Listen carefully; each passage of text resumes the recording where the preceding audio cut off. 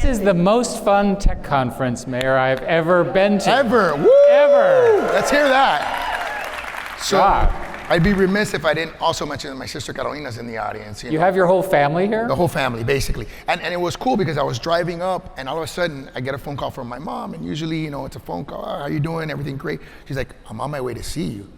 And I'm like, oh my God. Like, I was so nervous about doing this interview. I've never read a book to do an interview. And so that put me at ease knowing that she was gonna be here and getting the opportunity to see her son do his thing, right? And it just reminds me that, like I put on my shirt, God is good. So, yeah. Thank you.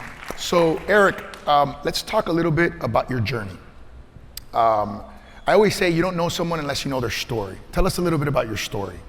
Well, like everybody else, as a young man, I was interested in tech, but it was pretty early. And I just did it and I really liked it. So I sort of ignored all the other subjects, which is what I recommend. So all that, English and history, I sort of ignored that and just did programming, and it worked out. I would say so. But I was lucky because I was so early in the industry, and then I just got all these breaks. And eventually, you grow up together, right? And we all sort of built the industry, and it's really that simple. I think, I don't know if it was a Malcolm Gladwell book that I read, but there's something about catching the wave at the right moment. Exactly. And I think, and I gotta give Manny, I know he's here, a lot of credit. Manny saw the wave coming 10 years ago and said to me, I don't even know if I was a councilman at the time, he said, we've gotta get our ecosystem ready. If we don't get ready, this wave is going to run us over, or we're going to miss the opportunity. Well, Manny looks like the guy who was the fire starter. It looks like he saw it with that group that he put together. It was more than 10 years ago, I think. Yeah, it was. And then you sort of worked with them and became the famous tech mayor of America. Yeah, thanks to him and his inspiration, we rode the first wave, and we started building this ecosystem very sort of simply with obviously eMERGE, funding accelerators, and then on December 4th, we had the tsunami, what I call the tsunami of opportunity, which was the how can I help tweet, which sort of juxtaposed us from New York that had kicked out Amazon after winning the HQ2 prize, and California that had kicked out Elon. We're never going to kick out Eric, that's for sure. Which, by the way, were serious mistakes of both New York and California. Think about the impact of job creation, economics, and so forth that would have happened in those two states had they not been so foolish. And it's just not just them, it's the signaling effect, right? It's not just that individual company, that individual person. It's what are you telling the world? You're telling the world that we're not capitalists. You're telling the world that we're not free. And you're telling the world we're not dynamic. And those were the three words that you chose to describe Miami. Talk to us, the crowd, a little bit about this Miami moment. How are we surfing that tsunami? How is this disruption from the highly industrial economy to the increasingly digital economy? How are we positioned as an ecosystem? But I think you said it right, that it really goes back to the American dream. I don't know how many people here are immigrants or children of immigrants, but this is the American dream. You show up from wherever, and you, with your own personal responsibility, build stuff. You change the world. You take ownership and you drive it. That's freedom, right? I want that freedom. I want more immigration. I want more entrepreneurs. I want more creativity around the country. And you exemplify that, frankly. All of you. Thank you. You now have a foothold in Miami. I won't say where you live, but you have a foothold in Miami. Why? What made you decide to do that? How did we get connected? What's your belief in our city specifically? It's pretty clear if you visit Palm Beach versus Miami, which one you would choose. Love that. So for the stuff I care about, you said it, freedom, capitalism, and dynamism, right? I like dynamism. I like the mixing of it. I like the fact that Miami is sort of the capital of Latin America. It is this mixing point. There's so much talent that is coming through Miami that is available to the entrepreneurs here, to the government, and so forth, to build a world-class knowledge economy. If you look at the math, and I frankly, I think it's all to your credit, right? The growth rate in Miami in terms of real estate jobs, corporate formation, inbound funding is one of the strongest in all of the United States, right? That is extraordinary. And I learned this at Google, a rising tide lifts all boats, right? So you think you're really smart, and you are. It's a lot easier to do stuff in a place where everything's going up when everything is collapsing. And the problem with the older cities is that they seem to have lost their commitment to growth, right? Growth creates jobs create wealth, jobs allow people to have focus, they deal with all sorts of social issues, it gives people meaning, right? So let's try to figure out a way to have more jobs, less unemployment, higher skills workers, and higher paying jobs. Tech is a way to do that. There are others, of course. Right? But tech is so obvious because when it works, it scales so quickly. So of course, you've just invited me to do the KPI diarrhea thing that I do. So we are number one. I've never heard that term. Yes. Okay. You're about to KPI diarrhea. Yeah, you're about to hear it. Really? Yeah, really. We're number one in the nation in tech job growth. We're number one in the nation in tech job migration. We have brought over 120 new to market companies, $9 billion in new wages, number one in the nation in wage growth, number one in the nation in direct foreign investment, number one in the nation in diversity, and number one in the nation for Gen X, which just came out this week. That's the KPI diarrhea, right? But by the way, there's no political leader in America who can say it that way with that conviction and be telling the truth, except for him. And that funny, right? Yeah. Well, we were talking earlier. You were talking about your strange ritual of 3-minute cold plunges. Yes. Okay. So, I don't know how strange that is. I think that's pretty mainstream now. It's terrifying. It is. I'll tell you, it is at Miami, I came here for the weather, and you're freezing yourself. Well, I just came from New Hampshire.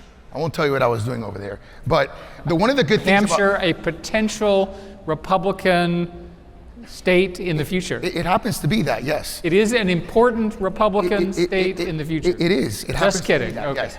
But a lot of these states are cold, so I have to start adapting. Yes. It's an adaptation process, right? So I do. Okay, so the mayor is freezing himself to get ready to run in New Hampshire. That's the headline. I was actually telling him it's almost like jumping out of a plane every single day. So let's talk a little bit about your time in Google and sort of where you've come from there. So you were talking a little bit backstage about the story of how you were hired as the Google CEO. And I think for many people here who are building companies, one of the hardest things is personnel. How do you pick good people? It's so hard. You don't really know what you're getting. Even people that have phenomenal resumes, you're trying to project that into the future. Then you also want to make sure that it's a good fit. You were telling me how they had, and if I can take a little liberty with the story, they had interviewed some people for multiple years. They made them go on vacations with them, all this stuff, and then you disrupted that. If you were a finalist, they made you go for the weekend with them somewhere, skiing, on vacation with your family and so forth. None of them made it. So I basically said no. And instead I said, why don't we make a list of all the things that we're going to do together, right? Because that's how you really do it. So we made a long list of all the things that needed to get done, and I think that's what did it. So what I would tell you about hiring is at the end of the day, people get confused. They think that they need somebody with all of these features or so forth. What you need is somebody who's smart, flexible, believes, shows up for work, and will do all the work, right? It's not that complicated. You see my employees? Show up for work. Right, and a lot of people don't want to work hard. A lot of people are perfectly happy, sort of doing something boring. It's fine, right? But they're not going to be the ones that are going to lead, right? And then working with such people, you can collectively deal with the many problems. Now think about all the challenges that you faced in building the city to where it is today. Sure. The same thing occurs in every company, right? And every day is a challenge. I want to have the smartest people working on the hardest problems. And I'll give you an example. One day in my first year, there was this issue around, we had competitors that were significant at the time, and I had no idea what to do. I'm the CEO, by the way, and you're not supposed to not know what to do.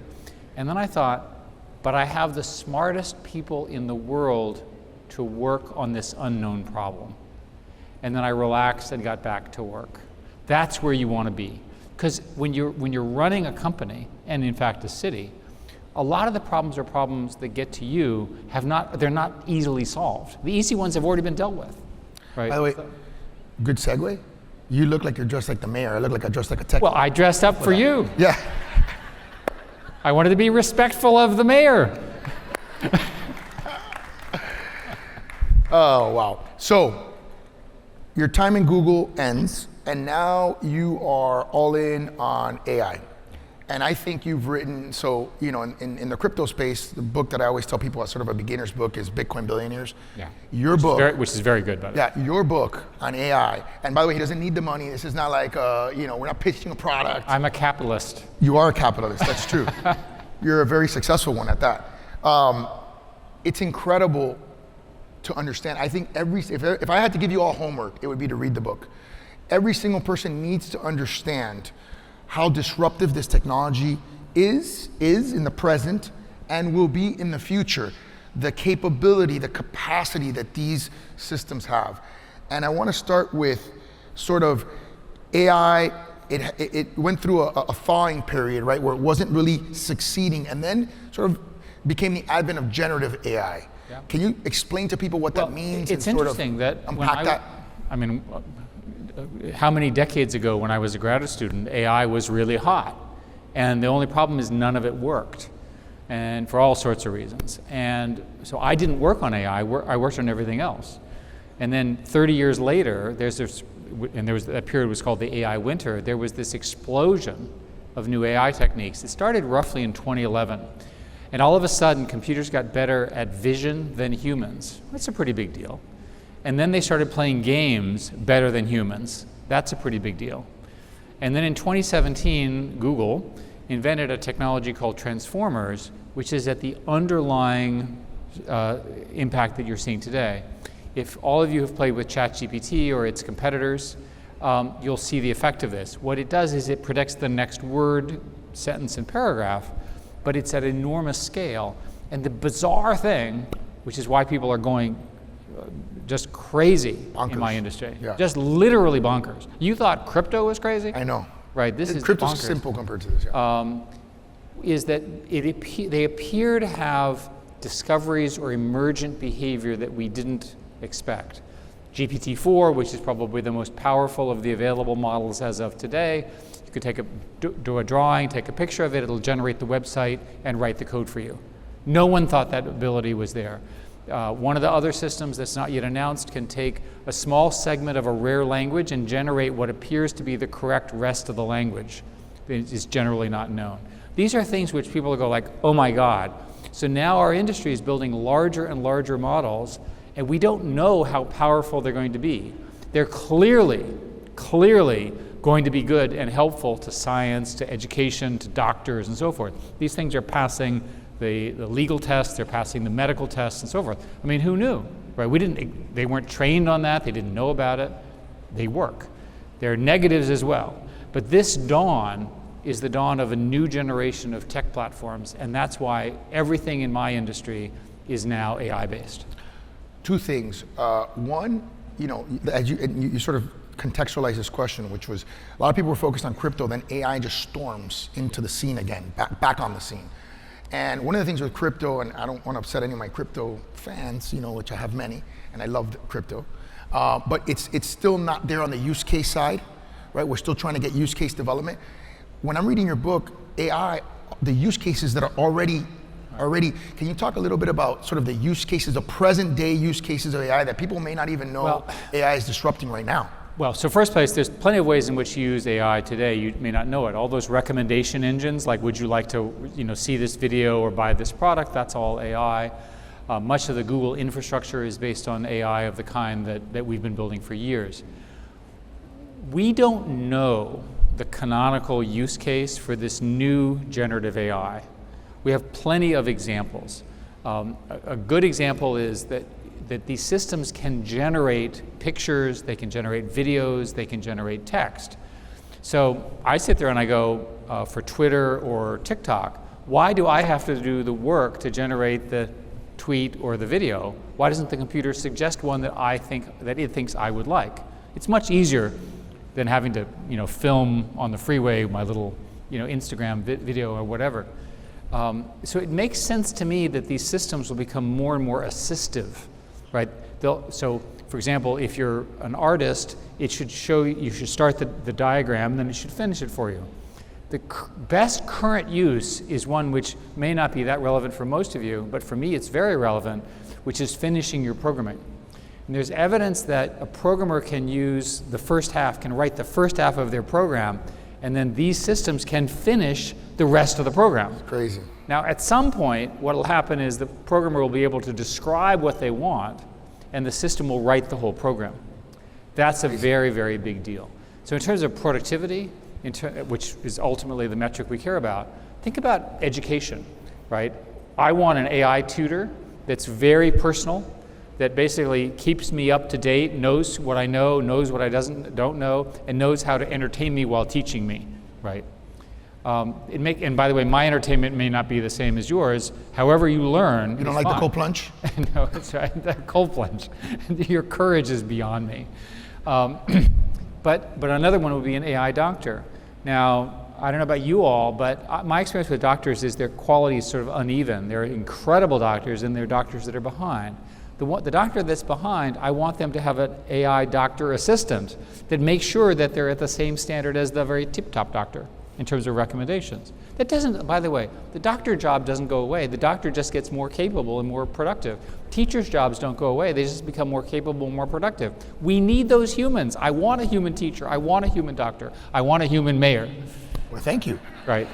I think it's accurate to say that you're not a pro-pause guy. Well, is that fair? Yeah, the problem with the pause is that if you're going to do a pause, everybody has to do it. And I can assure you, when the memo showed up in the Politburo in China, they said they had sort of a Chinese laugh, whatever stereotype you have. So with respect to the dangers of AI, which are significant, and I want to be very clear, there are biological dangers, there's cyber dangers, there's societal dangers, there's harm, there's abuse. The thing to do is not to pause, but rather build solutions right now and get the industry and the government to agree to them. And I and others are working on this really hard. And I think that stuff's going to get sorted out this year because too many people are talking about it. And hopefully the US will get it right on the principles of freedom, capitalism, and dynamism. You can be sure the Europeans will get it wrong, and you can be sure that the Chinese will do it in a different way. So you brought up China, and I think that's a great segue. Let me ask you this question, and I'm going to ask you, it's a two-part question. Question number one is, how many people in the United States right now have what you would consider a deep knowledge of AI, experts, developers, programmers, etc., versus how many exist in China? Question number one. Question number two is, from an investment perspective, how much is, and obviously it could be private sector versus public sector because that's the way our ecosystems work. How much private sector investment, I know there's the CHIPS Act that you may want to layer on there, which is public sector investment from the US, versus China public sector investment, and does that worry you? That if there's a gap, does that worry you? It does worry me a lot, and I led a national commission on AI, and we looked very carefully at this question of China versus the US in terms of people and money. The Chinese are now spending much more money than we are, and they're generating more PhDs in AI than we are. So hear that. More money in China, more PhDs, and the stuff is really hard. You need a PhD, and it's hard for even me to understand it. It looks like we're a little bit ahead, meaning like a year or two, which is not very long, and they are very directly trying to catch up. Now, Trump and Biden's administrations did the right thing by making it harder for the Chinese to get the necessary materials, in particular the semiconductors that are needed to do this. One of the things we haven't talked about is that these tippy-top models, the really, really special ones with this emergent behavior, are incredibly expensive. GPT-3, GPT-4 are $100 million worth of cost just to do electricity and the computers and so forth. This is not like me sitting in front of my computer just programming code and winning. So it looks like the capital markets of America and the semiconductor market that we developed, which is largely dependent on Samsung and TSMC in Taiwan, are winning and winning big, and the restrictions have been helpful. Let's talk a little bit about the military. Military applications. We have drones, which are unmanned vehicles.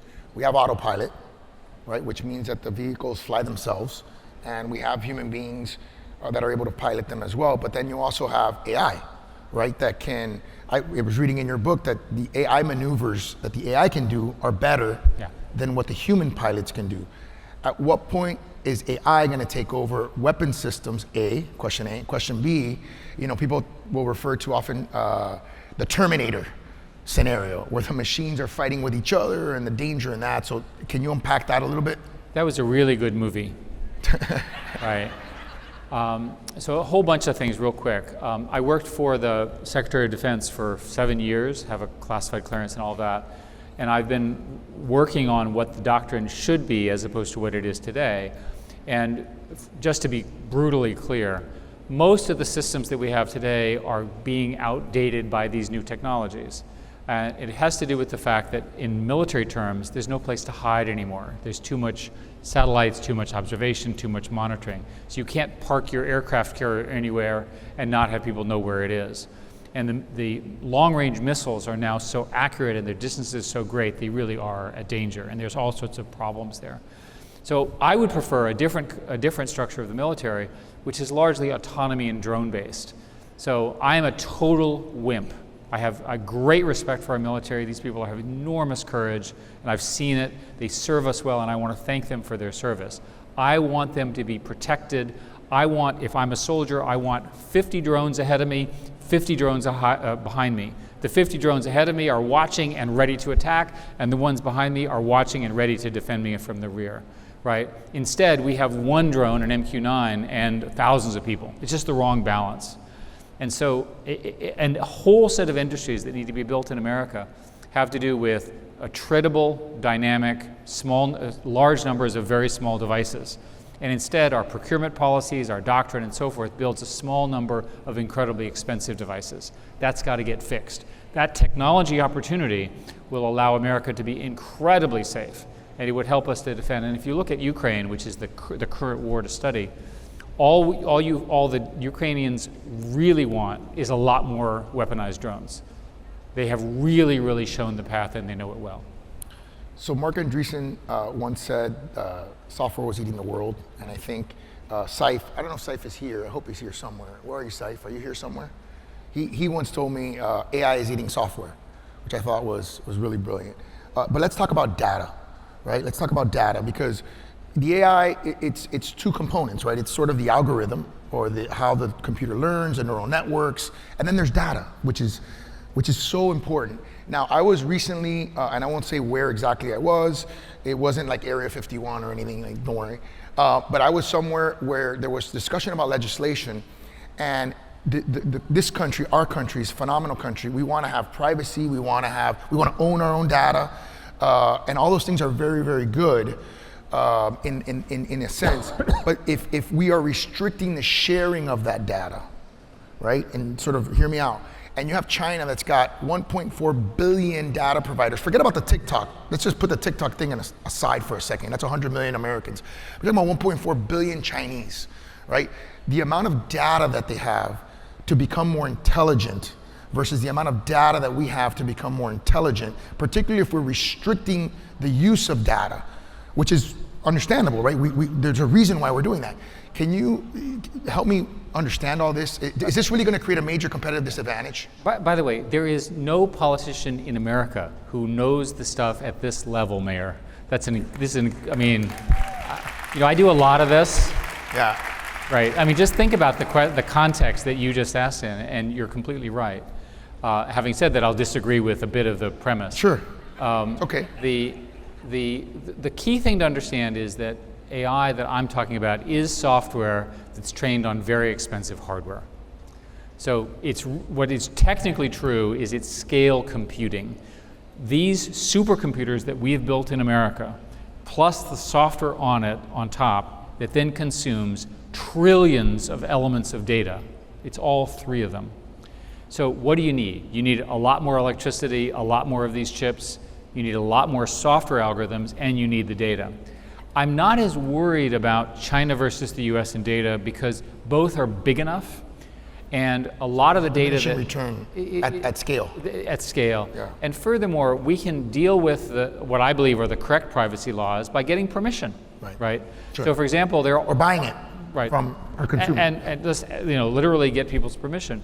And a good example here is there's a whole bunch of startups, which we should have some here in Miami as well, that are basically taking the large language models, which are public, and there's a process called fine-tuning where you add the proprietary data from a hospital or a school or a government, and you keep it, and then the system gets smarter, but that is proprietary. That structure, I think, will work.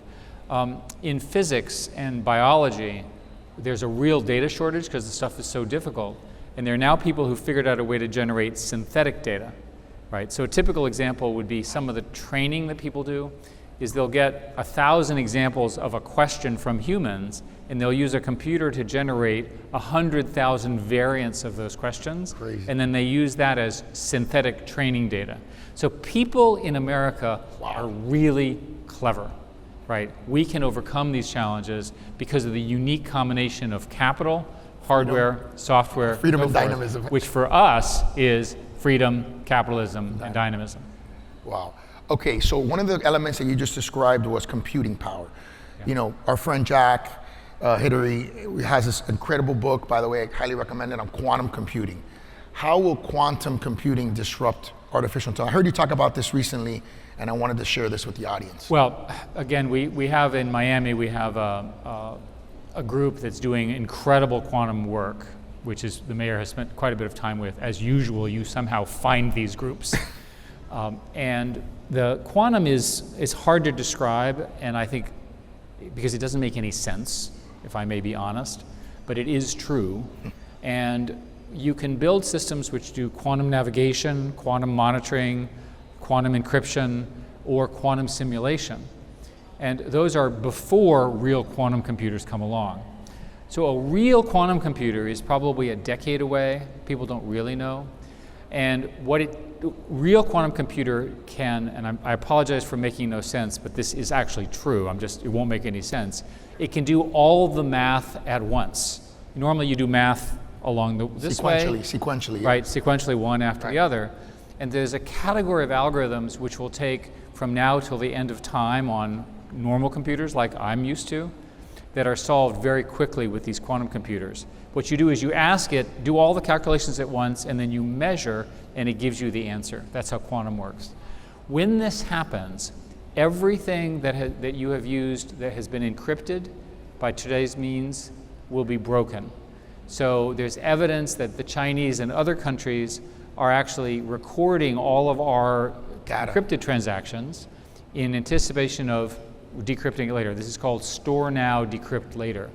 So the good news is the government has figured this out. There's a set of rules about moving to solve this problem. People are working hard to do it, and I think we'll be okay. Let's talk a little bit about the limitations of AI. Will AI ever be emotional? Will it ever be moral? Will it ever be able to taste Ben & Jerry's ice cream? I mean, what are the limitations of AI in your mind? Well, it's funny, there was an article about Microsoft, my competitor, who unfortunately had a product named Bing. And a reporter figured out a way to convince Bing to pick its alter ego called Sydney without its restrictions. And it got the system to fall in love with the reporter and suggest to the reporter he leave his wife for the system. The reporter was highly alarmed by this. I was not, because I realized the system had been reading romance novels, right? And this is called hallucination. It just started to hallucinate as though it was something else. So I think all of the evidence right now is that all of those things, the morality, Ben & Jerry's, the computer will see as hallucinations. It's not sentient, I'm sorry. It's not thinking on its own. It's just trying to predict the next word in a really clever way. There are a lot of moral questions about this, but I don't think they're about the AI. I think it's about how they work. Now, you have 2 young children. So imagine if your 2 young children at some point develop an AI as their best friend, as opposed to the boy or the girl that they would normally have chosen. My wife would kill them, but that's a whole other issue. But imagine if they're emotionally involved, connected, right, yeah, with this. So I'll give you an example. So your family gives your kids a bear, and every year you get a smarter bear, and the kid gets smarter too. So now the kid's like 13 or 14, and they're watching TV together, or YouTube, I hope. And the bear says, "I don't agree with this, and I'll tell you a secret." And the kid goes, "What?" And then the bear says something which is immoral, incorrect, wrong. Inappropriate, yeah. Inappropriate. What will you do? What will you do? Yeah. and that. There's going to be You no may bear not- in my house. Well, you know, she'll go and grab the device if she knows about it. Right. Because she's on top of it. Sure. But the fact of the matter is that collectively we're experimenting with young minds. There's a lot of evidence, for example, that social media is harming young teenagers, especially girls, in early stages of their development. And in our society, we have all sorts of protections for people we call children, which is basically below 18, and yet we don't seem to extend them to the internet. And we expose these 10-year-olds, 11-year-olds, 12-year-olds to stuff that, in my judgment, they shouldn't be seeing until they're adults. Yeah. Let's get a little philosophical. Okay. Do you think that AI is sort of the nuclear weapon of the next generation? I do. In other words, you know, we've thankfully and hopefully forever have seen a very sparing use of nuclear weapons, and hopefully that will continue. Partly because of the concept of MAD, right? Mutually assured destruction. Right. One person uses it, the other one uses it, and it creates a cascading effect of doom. In the weaponry sense, is AI going to be the nuclear weapon of the next generation?